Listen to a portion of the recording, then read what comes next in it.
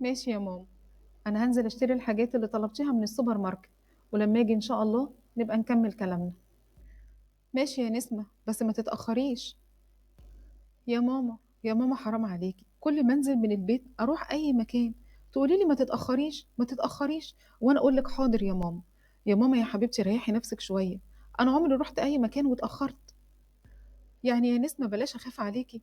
يا حبيبتي انت جميلة والعيون عليكي، وانا بخاف عليكي من الناس وعيونهم، وولاد الحرام ما سووش لولاد الحلال حاجة.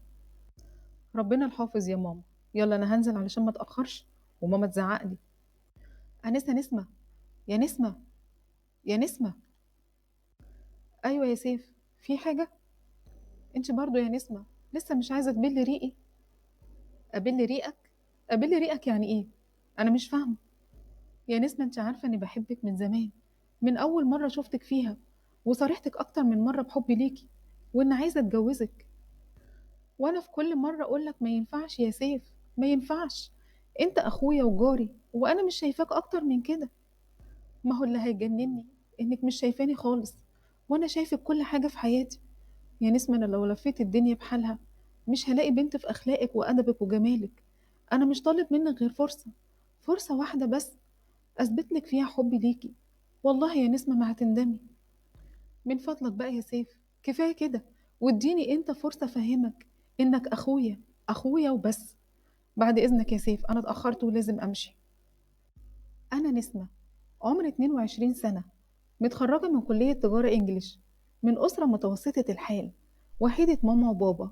وبالمناسبة بابا موظف في التربية والتعليم، وماما ست بيت بس ملهاش شغل غيري، بتخاف عليا من الهوا الطاير، ومتهيأ لها إن كل الناس عايزة تخطفني. ساعات بتضايق من خوفها الزايد عليا، وأوقات بعذرها، ما هي أمي ومن حقها تخاف عليا.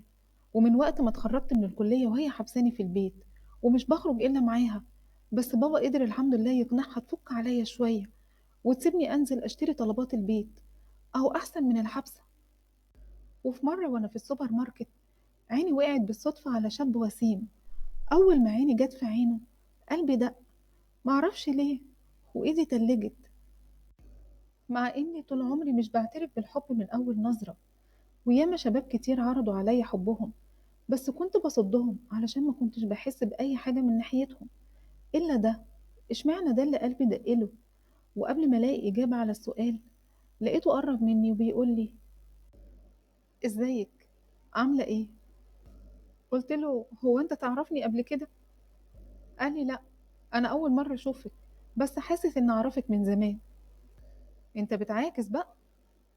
لا والله أنا بتكلم بجد، أنا فعلا أعرفك من زمان، علشان أنت البنت اللي طول عمري بحلم بيها. بصي، الكلام هنا مش هينفع، خدي رقم تليفوني واتصلي بيا، هستناكي. على فكرة، انت واثق من نفسك زيادة عن اللزوم. انا واثق من قلبي، وقلبي بيقول لي انك هتتصلي، وانا قلبي عمره ما كدب عليا. وبعد ما روحت فضلت سرحانة فيه وفي كلامه. انا هتصل بيه واشوفه عايز يكلمني في ايه. لا، لا اوعي يا نسمة تغلطي الغلطة دي.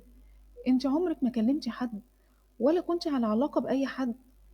بس ده مش أي حد، ده الوحيد اللي قلبي دقله. أنا هتصل بيه، مش هخسر حاجة، مش يمكن يكون هو ده الحب اللي بدور عليه طول عمري. وفعلا اتصلت بيه، بس كنت مترددة أتكلم. ومن غير ما يسمع صوتي خالص اتفاجئت بيه بيقول لي: أنا كنت متأكد إنك هتتصلي. قلت له: ما تخلينيش أقفل السكة.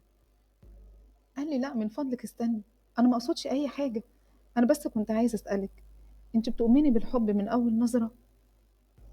رديت عليه بصوت مرتعش: أنا عمري ما كنت بصدقه. عمرك ما كنتي؟ يعني انتي حسيتي باللي أنا حسيته؟ طبعا اتكسفت، ومعرفتش أرد عليه أقوله إيه. وهو علشان يخرجني من حالة الكسوف اللي كنت فيها ابتدى يكلمني عن نفسه. قال لي: أنا اسمي حسام، عندي 28 سنة، وبشتغل برا مصر، وبنزل أجازة كل فترة، وبقضي الأجازة بين أهلي وأصحابي.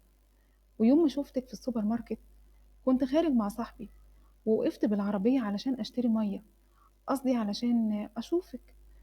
وسكت شوية وقال لي: تصدقي أنا لسه معرفش اسمك إيه؟ وابتديت أنا كمان أعرفه على نفسي، وطال بينا الكلام، واتمنيت الوقت ما يعديش، بس كان لازم أقفل، واتفقنا نسيب القدر يجمعنا زي ما جمعنا أول مرة.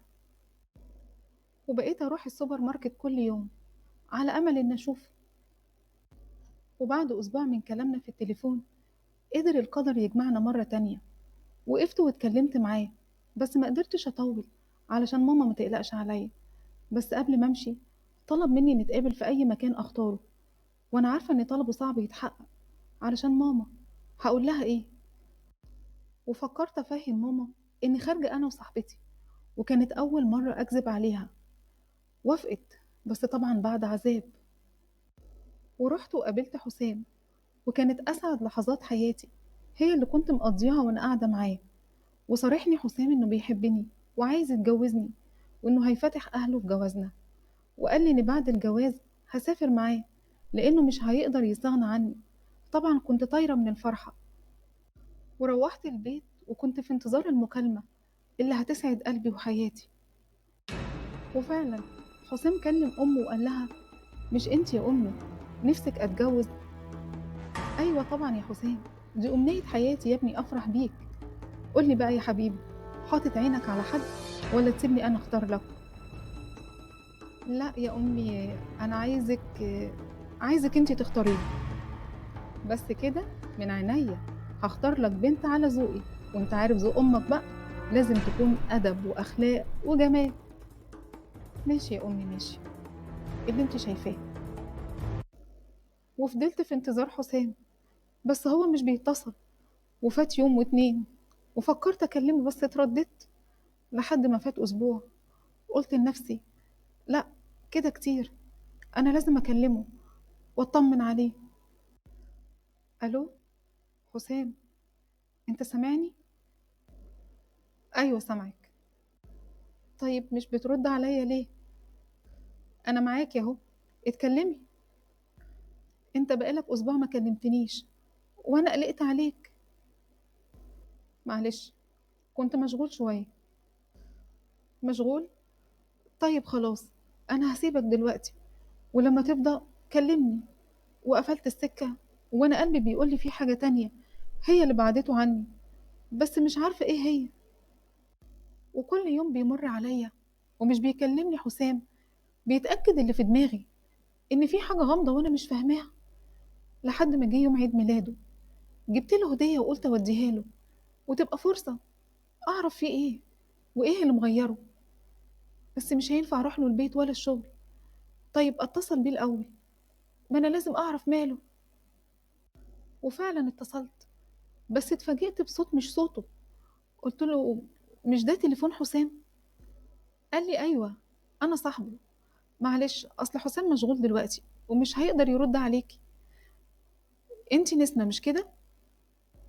قلت له: أيوة، هو أنت تعرفني؟ قال لي: أيوة، حسام كلمني عنك كتير. كلمك عني؟ طيب كلمك قالك إيه؟ قال لي إنك إنسانة جميلة ومؤدبة، وكان نفسه يرتبط بيكي. بتقول إيه؟ كان نفسه؟ يعني إيه؟